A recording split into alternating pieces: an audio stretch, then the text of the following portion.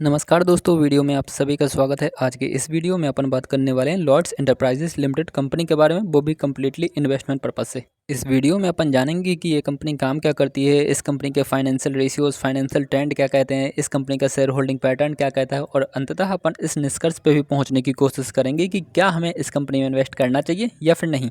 तो सबसे पहले बात करते हैं कि ये कंपनी काम क्या करती है। तो Lloyd enterprises limited company primarily work करती है trading iron and steel products including steel scrap, tubes, pipes and wires. साथ ही साथ ये कंपनी इंगेज रहती है इन्वेस्टमेंट एक्टिविटीज़ में, acquiring and managing shares and securities for the Lloyds group of companies. तो बेसिकली आप लोग कह सकते हो कि ये company basically iron and steel products की ट्रेडिंग करती है एंड इसके अलावा लॉयड्स ग्रुप की इन्वेस्टमेंट एक्टिविटीज़ को देखती है। दोस्तों, आज की डेट में जब मैं इस वाले वीडियो को क्रिएट कर रहा हूँ, उस समय पर लॉयड्स एंटरप्राइजेज लिमिटेड कंपनी का करंट शेयर प्राइस चल रहा है लगभग 89.50 रुपये। अभी की डेट में कंपनी का करंट मार्केट कैपिटलाइजेशन है लगभग 11,385 करोड़ रुपए और एंटरप्राइज वैल्यू है 11,396 करोड़ रुपए।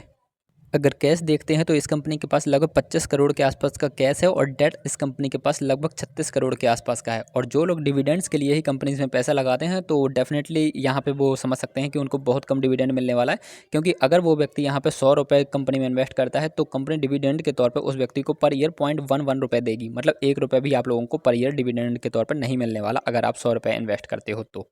दोस्तों, एक बार इस कंपनी के पीबी और पीई का पीयर कंपैरिजन भी देख लेते हैं। तो इस कंपनी का पीबी रेशियो 2.44 है, जो कि काफ़ी अच्छा है, क्योंकि पीबी रेशियो जितना कम से कम हो उतना अच्छा माना जाता है। बट पीई रेशियो इस कंपनी का 691.56 है, जो कि बहुत ही ज़्यादा बेकार है, क्योंकि पीई रेशियो भी एक ऐसा रेशियो है जो जितना कम से कम हो उतना ज़्यादा बेहतर माना जाता है। वैसे तो इन जनरल दोस्तों 30 से 40 के आसपास पीई हो तो ठीक माना जाता है, बट इस सेक्टर के काफ़ी सारी कंपनीज़ का पीई रेशियो 100 के पार है, तो चलो 100 के आसपास भी चल जाता, बट इस कंपनी का पीई रेशियो बहुत ही ज़्यादा, जिसको आप वर्स्ट कह सकते हैं।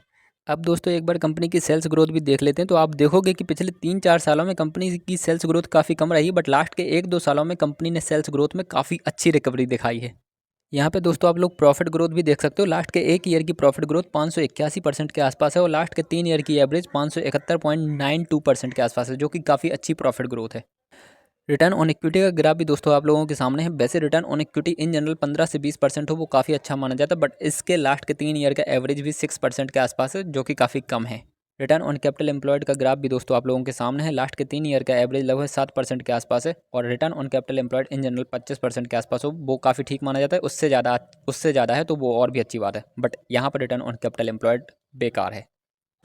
यहाँ पे CFO अपॉन पैट देख सकते हैं, मतलब cash flow from operations upon profit after tax. ये 1 के आसपास अगर रेशियो हो तो वो काफ़ी अच्छा माना जाता है। उसका मतलब होता है कि अगर कंपनी जितना प्रॉफिट अपना दिखा पा रही है ना, उतना ही एक्चुअली में उसको पेमेंट्स रिसीव हो रही हैं फंडिंग, तो यहाँ पर उस सेंस में बहुत कम ही पेमेंट्स रिसीव हो रही हैं, आप ये कह सकते हो। अब दोस्तों, एक बार इस कंपनी का शेयर होल्डिंग पैटर्न देख लेते हैं। तो यहाँ पर आप देख सकते हो कि टोटल प्रमोटर होल्डिंग लगभग 73% के आसपास है, मतलब 70% से ऊपर है। इसका मतलब है कि इस कंपनी के प्रमोटर्स को तो एटलीस्ट अपनी कंपनी पर भरोसा है, बट इसके अलावा म्यूचुअल फंड्स, DIs, FIs के पास बहुत कम कम होल्डिंग है, जो कि बहुत ही ज़्यादा नेगेटिव बात है। इसके अलावा आप रिटेल्स के पास देख सकते हो 25% की होल्डिंग है, जो कि नॉर्मल सी बात है, एवरेज बात है। इसको आप अच्छा भी नहीं कह सकते, बुरा भी नहीं कह सकते। तो ओवरऑल आप देखोगे कि शेयर होल्डिंग पैटर्न एक थोड़ा सा नेगेटिव साइन ही शो कर रहा है, क्योंकि म्यूचुअल फंड्स, FIs, DIs में से किसी के पास भी कुछ खास होल्डिंग है नहीं। अब दोस्तों, एक बार इस कंपनी का फाइनेंशियल ट्रेंड भी देख लेते हैं। तो आप देखोगे कि 2022 से लेकर के 2025 तक लगातार इस कंपनी के रेवेन्यू में ग्रोथ देखने को मिली है, बट जो प्रॉफिट है, हालांकि प्रॉफिट बनाया इस कंपनी ने 4 सालों में है, बट इस कंपनी के प्रॉफिट में कोई कंसिस्टेंसी नज़र नहीं आ रही है, जो कि थोड़ी सी नेगेटिव बात है इस कंपनी के लिए। क्योंकि यहाँ पर आप देखोगे कि 2022 में कंपनी ने जितना प्रॉफिट बनाया हो, 2022 के बाद ना 2023, ना 2024, ना 2025 किसी भी साल में इस कंपनी ने उतना प्रॉफिट नहीं बनाया जितना 2022 में बनाया, जबकि रेवेन्यू लगातार बढ़ रहा है। तो थोड़ी सी नेगेटिव बात तो है ही है। अब दोस्तों, एक बार इस कंपनी का ग्राफ भी देख लेते हैं। तो एक दिन का ग्राफ, एक वीक का ग्राफ आप देखोगे, एक वीक में लगभग 27% के रिटर्न्स दिए हैं इस कंपनी ने। बहुत अच्छे रिटर्न्स दे रही है अभी रिसेंटली। लास्ट के 1 मंथ में आप देखोगे 42% के रिटर्न्स, लास्ट के 1 ईयर में 179% के रिटर्न्स। आप रिटर्न्स देख करके तो कहोगे कि कंपनी बहुत ही अच्छा परफॉर्म कर रही है, बट आपने रेशियोज़ के थ्रू देखा, आपने सारी चीज़ों को समझा, तो आप लोग को लग रहा होगा कि कंपनी अच्छा नहीं कर रही है। इसके अलावा आप देखेंगे कि तो लास्ट के 5 ईयर्स में इस कंपनी ने लगभग 5600% के रिटर्न्स दिए हैं, मतलब लगभग 56 गुना कर दिया है आपका पैसा। मतलब यही है दोस्तों कि अगर आपने 5 साल पहले इस कंपनी में इन्वेस्ट किया हुआ होता 1 लाख रुपए, तो आज की डेट में वो 56 लाख रुपए बन गया होता, तो बहुत ही कमाल की बात होती। बट यहाँ पे मैक्सिममली आप देखोगे तो इस कंपनी ने बहुत ही ज़्यादा माइनस में रिटर्न्स दिए हैं, ठीक है। वैसे तो इस कंपनी ने पॉजिटिव में ही रिटर्न्स दिए हैं, लगभग 2007 के आसपास आई थी ये कंपनी, तब से लेकर के अभी तक इस कंपनी ने 300% के रिटर्न्स दिए हैं, जो कि काफ़ी अच्छे रिटर्न्स तो नहीं है। बट आप देखोगे कि कितना ऊपर जा करके ये कंपनी वापस नीचे आई है, और अब लगातार इसने 1.5-2 सालों से लगातार फिर से ऊपर जाना शुरू कर दिया है। दोस्तों आप लोगों के सामने सारी चीज़ें हैं, अब आप खुद समझ सकते हो कि ये कंपनी कैसा परफॉर्म कर चुकी है पास्ट के सालों में, अभी रिसेंटली कैसा परफॉर्म कर रही है, और सारे रेशियोज़ क्या कहते हैं, मैं सारी चीज़ें आप लोगों को लगभग बता चुका हूँ। अब आप खुद डिसाइड कर सकते हो कि इस कंपनी में इन्वेस्ट करना चाहिए या फिर नहीं। मैं इस वीडियो के माध्यम से आप लोगों को रिकमेंड बिल्कुल भी नहीं करने वाला।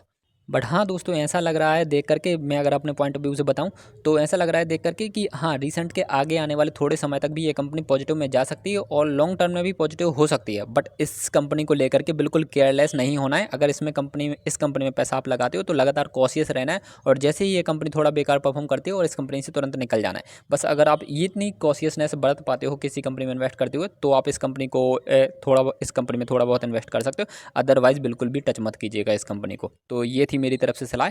अब दोस्तों आप लोग पूछोगे कि आप क्या करने वाले हो, तो मैंने अभी तक इस कंपनी में इन्वेस्ट नहीं कर रखा है, और मेरे पास ऑलरेडी बहुत अच्छी अच्छी कंपनीज हैं जिनमें मैं इन्वेस्टमेंट कर सकता हूं, जिनके फंडामेंटल्स बहुत अच्छे हैं। मैंने उन्हीं कंपनीज में इन्वेस्ट किया हुआ है। मैं इस कंपनी में इन्वेस्ट नहीं करने वाला, भले ही ये कंपनी रिटर्न्स दे दे या फिर ना दे। तो आई होप दोस्तों आप लोगों को वीडियो में दी हुई जानकारी पसंद आई होगी। कोई डाउट या क्वेरी आप लोग डेफिनेटली कमेंट कर सकते हैं। इसके अलावा एंड स्क्रीन में आप लोगों को 3 इंपॉर्टेंट कंपनीज़ के ऊपर डिटेल्ड वीडियो देखने को मिल जाएंगे, जो रिसेंटली बहुत ही अच्छा परफॉर्म कर रही हैं और उनके फंडामेंटल्स भी अच्छे हैं। आप उन तीनों ही कंपनीज़ के वीडियो देख लीजिएगा। एंड स्क्रीन में मिलेंगे, अपन मिलेंगे अगले वीडियो में। आप लोग अपना ध्यान रखिए। Bye bye, take care.